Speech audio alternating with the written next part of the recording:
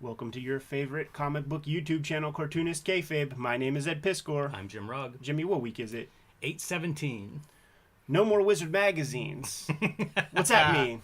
Yeah, you guys have seen the pictures, no doubt, on our social media and in this thumbnail. We put out the call for some issues that I was missing so we could continue our coverage on Wizard magazine, and you guys answered that call big time. Now I need you to stop because I have about 5 or 6 of every missing issue, and plenty more besides that. Pretty funny opening those boxes and seeing wizard after wizard after wizard. Right. And it is a testament to our audience as usual, but you don't need to send any more. Please, I'm begging you, don't send any more. Yeah, I think we're good to go, man. The way the Cartoonist Kayfabe project started, it was revolving around Wizard, and the idea was to kind of tell the story about the speculator boom that we grew up within. We were there. We scooped up the Spider-Man ones off the racks, straight up from the Rite Aid, as I remember, and we grabbed those X-Force comics and things. We were there. For our generation, a lot of that was an inspiration for even growing up to become cartoonists, and Wizard magazine, kind of as we've discovered by going through those issues, they were at a spearhead of that speculator boom. Man, I forget what this documentary on Netflix was called. Something about like jack of all trades. Maybe somebody in the chat room will know. But it was about the speculator boom of like baseball cards, and Beckett. Remember the Beckett books? Like that factored into that. Like, of course, right? And I think like the editors in chief, or people who are involved in Beckett magazine, they were talking about how, because like it just like Wizard, where there would be like up arrows. Those were on newsprint, so it was black and white. There'd be like up arrows with maybe like a little gray tone across the valuation of a particular card if it went up or down. And they were like, yeah, we like arrows. Like in Beckett, we like arrows. Meaning that every new Beckett that came out, there's all kinds of price fluctuations and shit. So it was incumbent upon you to keep up with your net worth, man. You had to go Patrick Bateman style, and like you're playing the stock market. So you had to keep getting the new Becketts. Those Becketts were next to the comics at 7-Eleven or Rite Aid or something like that. So the adults swooped in because their mamas threw away their Mickey Mantle cards. So they were all getting those Ken Griffey Jr. rookies, yada yada. And then there would be those mall shows, man. You might remember those things, man, where it was like predominantly promoted to be sports card shows, but then there would be like the comics. Yeah. And then that industry got destroyed. Like the adults came in, fucked up that hobby, and adjacent to that, by conveniently, the way, was comics. Code for adult is speculator. The speculators came in and ruined, leave chaos in their wake. It's true, but there ain't no 5-year-old speculators. You know what I'm saying, man? Like it's all these Gold Rush 49ers, man. Yeah, are adults greedier than kids? Is that the lesson here? They come in and just scorched earth behind them, and you're exactly right. That's when I start buying comics, and you could buy it. Flea markets were the comic shops, like, because those dealers just pivoted from baseball cards were hot, now they're not. Comics are the next hot item, and Wizard certainly learned from Beckett in terms of like, let's make the magazine do this. And of course, once we start digging into them, it turns out there's a lot more in those magazines than just the bullshit price guide. Yeah. And I always think like, and we've had these discussions throughout the history of this channel and really before, but that's where I would see like original art. The stuff that I was trying to figure out, like, how do you do this? Wizard really filled that gap. And it helped with their production values, because it was almost like the artist edition of here's a scanned page or a photographed page, and you can see the pencils or the blue line pencils and the ink on top. It was such a, in some ways, a better publication than its reputation gives it, and in many ways, a lot worse. Broken clock, right? 2 times a day, yes. sort of deal. The idea with the Cartoonist Kayfabe project, though, was to cover maybe 75 issues of Wizard, because there was at least still some glimmer of decent articles that would be sprinkled throughout. We would talk that it was Palmer's Picks, right? Yeah. Like that was sort of the saving grace, the soul, if you will, for the reader. The person Oasis. Looking for good comics had Oasis. Palmer's Picks. Totally, and it runs out around that time. Right, exactly, man. But you would get, I don't think we even, did we hit it yet? The Todd Klein article? If we didn't, it's going to be in the very next one. We did. Okay. I'm pretty sure that we did, yeah. There's going to be a Randy Bowen where he's going through. He makes a Boba Fett statue. Shit's pretty cool. But at a certain point around 75 or so, they start to do more of that like Thanos versus Darkseid conversation, and there's some little interesting stuff here and there where they kind of prognosticate certain things that do come to fruition. And I think they commission guys to draw like pinups of, you know, the 80s cartoon characters before those things started getting licensed. And it would be like Lionel Francis Yu drawing Thundercats or like that type of shit. I think they might have even gotten J. Scott Campbell to draw something.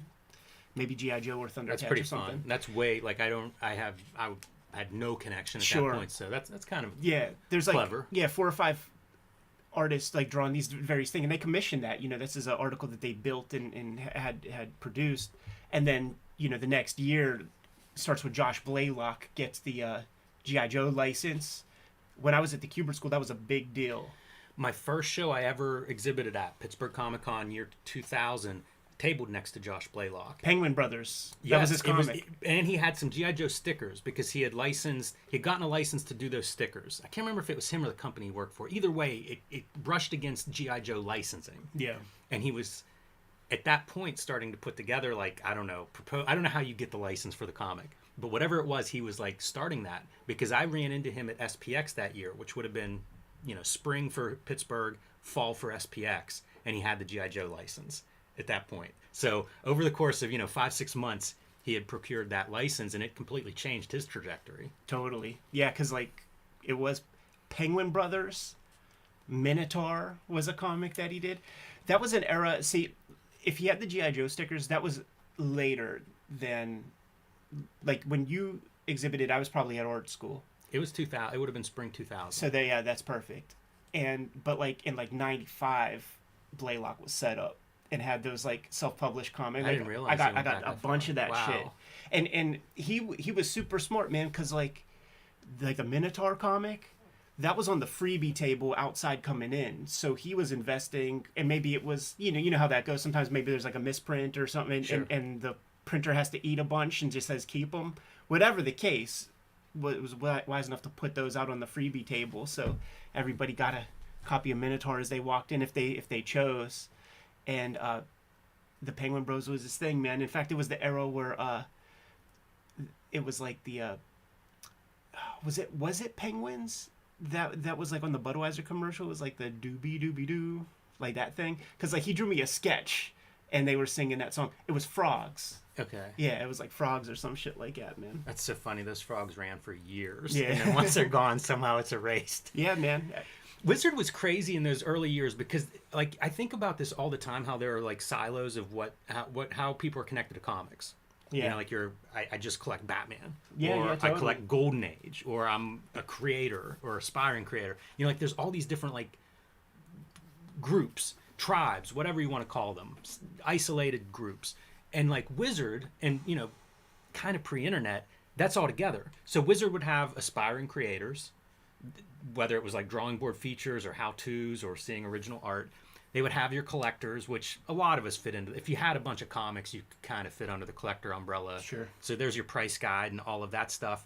And then when they go to like Thanos versus Darkseid, who wins in a fight, is your fanboy. Like there's all these little groups, and they sort of would tailor to each one. Yeah.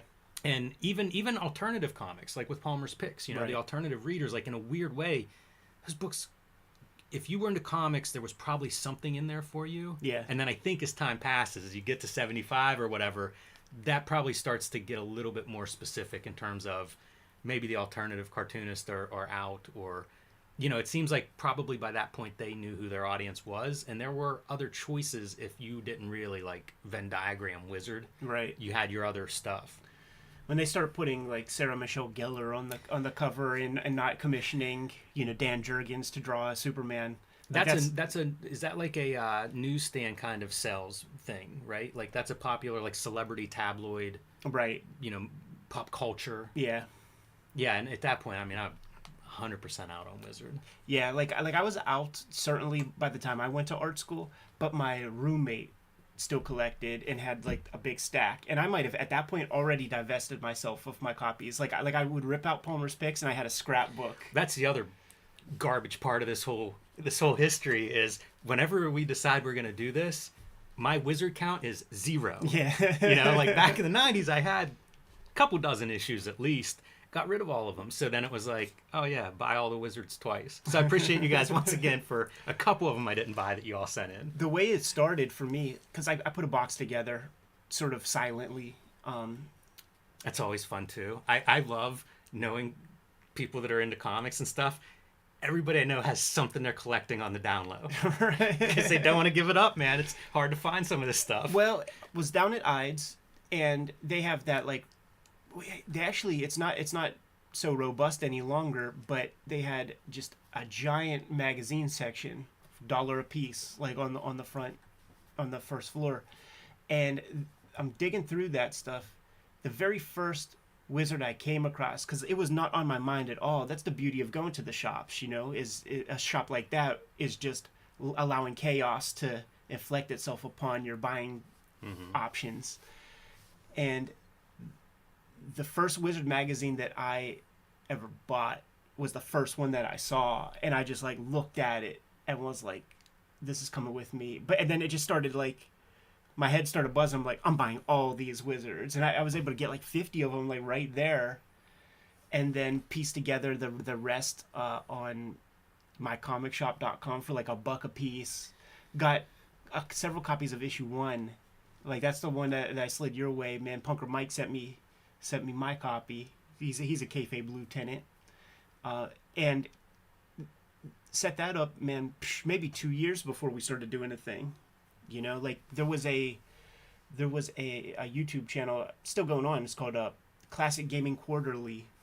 It's a retro video game channel, and I was just like using that to keep me company while working on X-Men and several other retro game channels. And I was just thinking like, man, there is not any comic book shit like this. Like why am I listening to retro video game channels, man? And the answer was because there's no comic book channels that are worth my time in that way, in terms of just easy listening, keeping me company and shit. So when the dude's going through the Nintendo Powers that way, I'm like, I got 100 issues of Wizard in a long box over there, a very heavy long box. Like, we could do this shit, man. So it was Baltimore Comic-Con 2018 where I was evangelizing you, man, when we were heading out there. Dude, I think I'm gonna start this YouTube channel. I want to do this thing. I want you to be a part of it. The thought being that when it's one person, that shit is Rupert Pupkin to me. Yeah, like there might as well be cardboard cutouts of people sitting around in your mama's basement or whatever, as you're performing to them. So like, you know what's funny?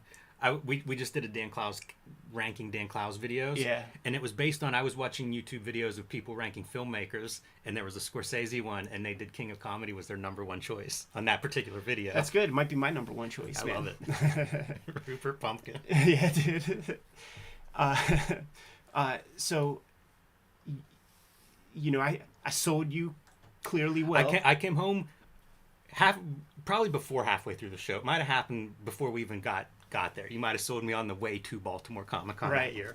But I was like, you know what? I'll go scoop up some wizards. Again, nobody's looking for wizards. I'll be able to get these for nothing. Only found 5 of them. And I did some searching that year. And it's so strange because now I went into Pittsburgh Comics recently, a really good shop here, one of many. And they had a box and a half of wizards. They're like $5 a pop.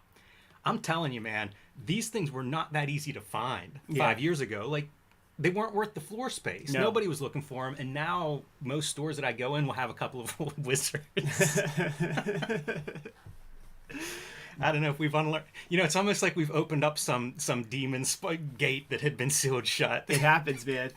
It happens. And sometimes they manifest into our DMs and our emails and things like this. So coming up reasonably soon, in about a month, we're going to Baltimore Comic-Con. It's year 5 of the Kayfabe channel, dude. And that is the place where we hatched the idea for the channel. We're going to be out there. You ain't going to be able to miss us, man, because we, like, what do they call it at the pirate game? The Jolly Roger? That's right. Like, we got the Jolly Roger, dude. The biggest sailboat sail in the entire establishment. Yeah, if this was an outdoor festival, it'd probably be couldn't have this thing outdoors. Yeah, yeah, it would catch wind. Yes, it It would. would catch wind and take our table away. Yeah, absolutely. So yeah, it should be good. September 8th, 9th, and 10th. It's a good show for comic book digging. That's a fun one too because Yeah. we often have conversations with Kayfabers there about some book or other. Yeah. And often those books find their way back to our table at that show because it is a fun show for comic book digging. So if you guys haven't been to Baltimore Comic-Con and you're thinking about it, great show for comic book fans. Absolutely, man. We're Daily Channel. Gotta let people know that stuff, dude, because very often people have been hitting us up in comments and DMs. Cover this book, cover that book, and it's like we already did. So we have more than 1,000 videos out there right now that we have created in these past 4.5-5 years. They don't make it easy, YouTube. There's a little magnifying glass on the main Cartoonist Kayfabe channel. You click that, type in your favorite comic, see if we covered it. If we didn't, you got to put that stuff in the chat, in the comments. I see somebody mention Poison Elves. That's something that... That is a fan favorite. Yeah. I got, at the last Ides sale, I got a copy of I, Lucifer 2, which is very early, pre-Poison Elves. And I got it to make an episode out of, man. It's just, it's in the queue. Yeah, I have some too. That was a book I just never... it wasn't one I read at the time. And there's several of those. Those come up, as we talk. There'll be things that come up, and it's like, yeah, I remember this book. I remember, I remember it well, but also it just wasn't a book I was pulling or reading at the time. But no reason that we can't make up for that after the fact. And that is definitely one that's been requested a lot. Absolutely, man. I don't think I would have even heard of it if it wasn't for Wizard magazine. Like Wizard would do that stuff. They would promote Creed comics, Trent Kanuga, or however you say that fella's name. Scud, Lady Death, Chaos Comics, all these little publishers, whatever kind of fruit baskets or whatever they were sending to the Wizard offices, literally bared fruit and got them lots of coverage in that magazine when, there wasn't a comic to rival the circulation of Wizard at the time, probably. Yeah, there was definitely a time in Wizard magazine during that 90s collapse where it was probably outselling maybe every comic, if not maybe all but a couple. Listen, dude, when we talked to those retailers early this year, and we went, what was that thing called, Comics Pro? The first words out of my mouth was that Cartoonist Kayfabe is more popular than every mainstream comic, every Marvel DC comic coming out each month by an order of magnitude, man. There are way more people watching our videos than the number one comic that comes out each month, each week, whatever. And those numbers are even inflated because of the, incentive variants and shit like that. They sold that much, but who's reading them?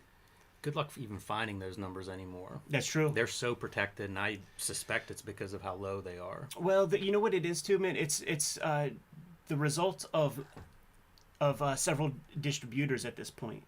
So Comic-Con used to be reliable as fuck because it was just diamond numbers, man, and it's not like Marvel and DC could put a moratorium on diamond to hide those figures. It's probably very important to know those figures if you're a retailer or something.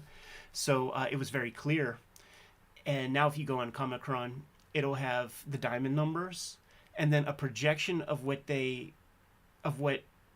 number might be with the other distributors, but I don't know how they arrive at that number, if that makes sense, man. So there'll be two metrics. So you could find out, but there's a little bit of voodoo when it comes to those other numbers.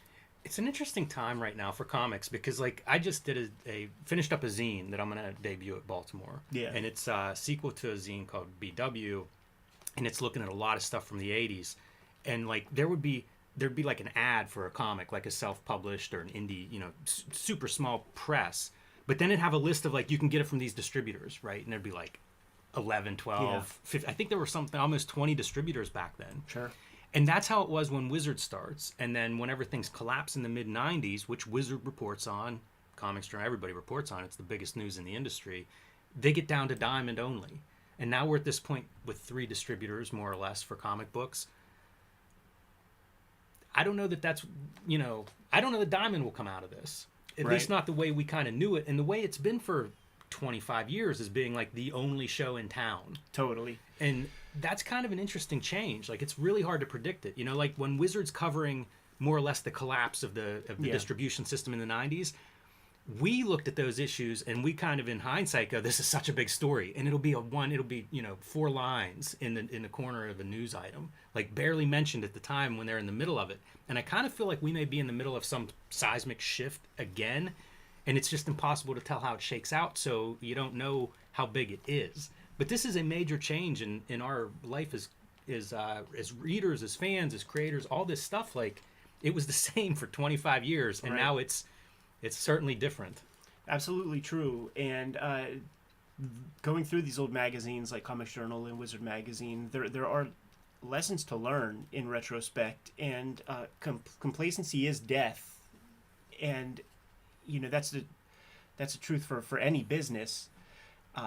People were unhappy with Diamond, and it's not like they beefed up their infrastructure or their model very much in those 25 years. Left a lot of room for people to be disenchanted and things, and then these other people crop up, and I feel like some of it's a consequence of some of his Steve Geppe's chatter on online during COVID and things, when he talks about Diamond being quote unquote a benign monopoly, and says those words because it's not very long after where like DC kind of acts as their exclusivity contract, and it's one of those.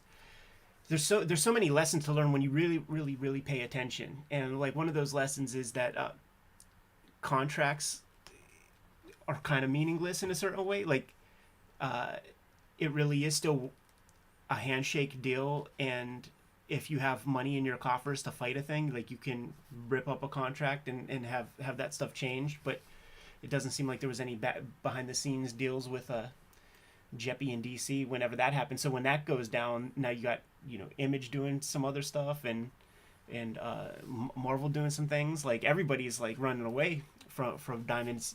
It's super fascinating, but I think that there are lessons to take for us as a channel with that kind of thing in mind, man. Where like we gotta play around with some stuff. We gotta do some different kinds of videos.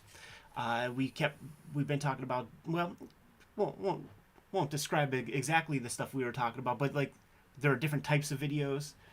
We sprinkle in little bits of stuff here and there, and these numbers do really well. So lets me know that we can go down a certain path. We don't want to continue doing just the same old forever, or else you do end up like like a Diamond or something, where you're kind of taken for granted and left in the dust. So there's a motivating factor to the way everything is moving and shaking.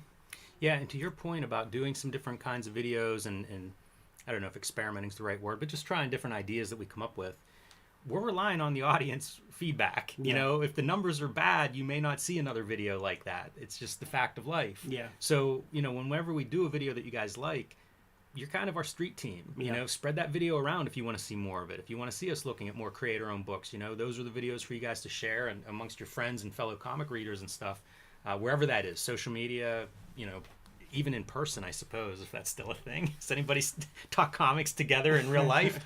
But I mean, it is the indicator to us. Those numbers are something that we see every single day, and it helps us decide what videos to shoot. So if you guys have something that you're really into, if you see a video that you love, help grow that video. It's kind of like each of these videos is its own little piece. So the ones that speak to you directly, or the ones that you want to see more of, you can help spread that message. Yeah, the internet is funky that way, man, and it's extremely powerful to creators of media. I was listening to an audiobook earlier this week, and just in the foreword for the book, the author was talking about how the way that this book even came about was because of he was a part of that website called Quora. That site where it's like people ask a question and then Right. people up and down vote the answers and things. And he was just a part of that in a kind of a philosophical sense, like to see what people were how they would address certain issues and things, and then he would participate, be very thoughtful with his answers and things, and it's very unforgiving. It's anonymous, and you might get your 5 likes or whatever, but he put up something that was very thoughtful. It got like 1 million, real quick. So with that comes the potentiality for book deals and agents come a-calling and stuff like that. So that speaks to your point of, we put these videos out, the ones that spike, it lets us know we're going down the right path with that sort of content. The way Cartoonist Kayfabe works is that we do these weekly videos, usually every Thursday, and it's an exercise in getting up early and just getting into a talkative state. Getting the little frog out of your throat and getting chummy with the chat room and everything. But we sit here for about a half hour talking shop, recapping the previous week, whatever. But we have a Patreon, and I'm gonna put the link in the thing in a second. Maybe you could filibuster, Jimmy, let people know what the Patreon's about. Yeah, the Patreon will give you guys access to our videos early, because after this we're going to go shoot our daily videos for the upcoming week. We will then go back and edit those, and we share them on our Patreon. There are 3 different levels there. At the highest level, the King Kayfaber level, you'll get all the videos first. You also get to sit in on the recording session, which one of those happy accidents is one of my favorite parts of Cartoonist Kayfabe. Who knew? Who knew that it would be 4 years before that part comes into being? But it's a chance to kind of like sit in, add to the conversation that we're having, and really, we probably have a video's worth of in between those videos. Yeah, it's like back and forth. It's like the private episode that we do. So you can check out our Patreon, and you can see which level works for you. We say it gives you a leg up on the Kayfabe effect, which is some of the videos that we look at comics that are rare, or maybe small print runs, or hard to find to begin with. You want to be the first person, if you decide you need that comic in your collection, you want to be the first person looking for them, because they disappear and they go up in price. Totally, just like the Wizard yes. magazines, man. We're buying them for $1 on the sly. Once word gets out. Sometimes we talk about a comic that you might be able to find for a couple of bucks, but the people who are going to buy it for that cheapest price are going to be the King Kayfabers, and oftentimes gets kayfabe affected while we're recording. Totally. Yeah, we've seen that happen, which is pretty fascinating. Yeah. And that's been kind of fun, especially if if it's a self-published book or something. We often hear from the creator about this spike. Yeah, that happens. That shit was fun, man. There was one thing in particular where I saw the dude's like Etsy store or whatever you guys are using to sell comics. I forget what the one site was, but you could see like the rating of bought this item. It was 11, and then after the video comes out, it was over 500. Yeah. That's dope as hell. Because that shit, to me, that shit is like paying it backward, I guess, man. Or because like when I had self-published comics reviewed on like boingboing.net, would wake up with like 10 G's the next day. Like, what the fuck just happened, man? Oh shit, there was a big review on Boing Boing. So like that's karmic retroactivity or something. Yeah, so if you watch these videos and you're a person who then goes out and tracks down some of the content, being a King Kayfaber can pay for itself with one good book. For sure, man. So it's pinned into the comments. That is one way to keep the videos coming on a regular basis. But ultimately, we are makers of comics. Being makers of comics precedes being YouTubers. And we got some fly comics coming out within this calendar year. Jimmy, you want to show off some of your bounty? Sure. True Crime Funnies. This is my latest comic. This is self-published and actually out of print at the moment, but more on the way. I will have these in time for Baltimore, and I will be offering them on my website shortly after that for anybody that missed out on the first ones. There are PDFs available on my website or on patreon.com/JimRugg. My other books that are available and still in print right now, Plain Jane's the first young adult graphic novel.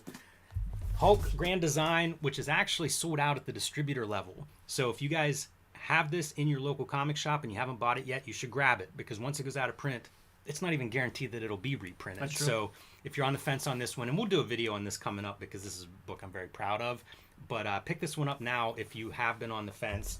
I think Amazon still had copies last I checked if your store doesn't have any. Street Angel Deadly Squirrel Alive. This is a collection of my homeless ninja on a skateboard superhero action comics for any reader. And back in print after almost a year of being unavailable. This is from Image, so you can get it wherever you buy comics.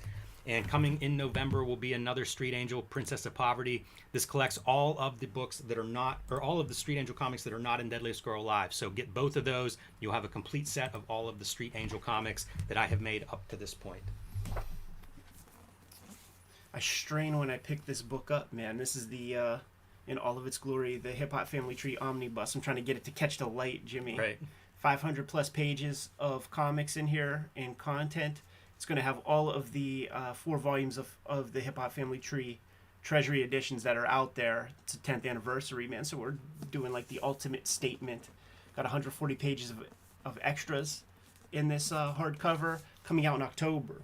Sooner than later, man. But so you're going to be able to get it well in advance of the holiday season.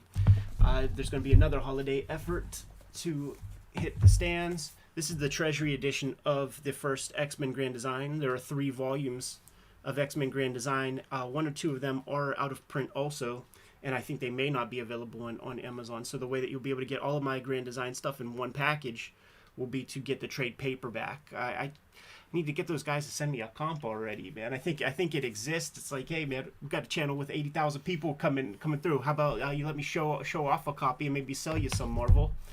The current exercise that is coming out is Red Room. There are 2 trade paperbacks of Red Room out there right now, and my latest season of Red Room comics is called Crypto Killers. This issue right here, man, issue number 3, is an important one to get if you're a Piss Core fan, because the backup feature is called Latchkey Kids, but I'm doing a daily strip that's going to be coming out in 2024 called Switchblade Shorties.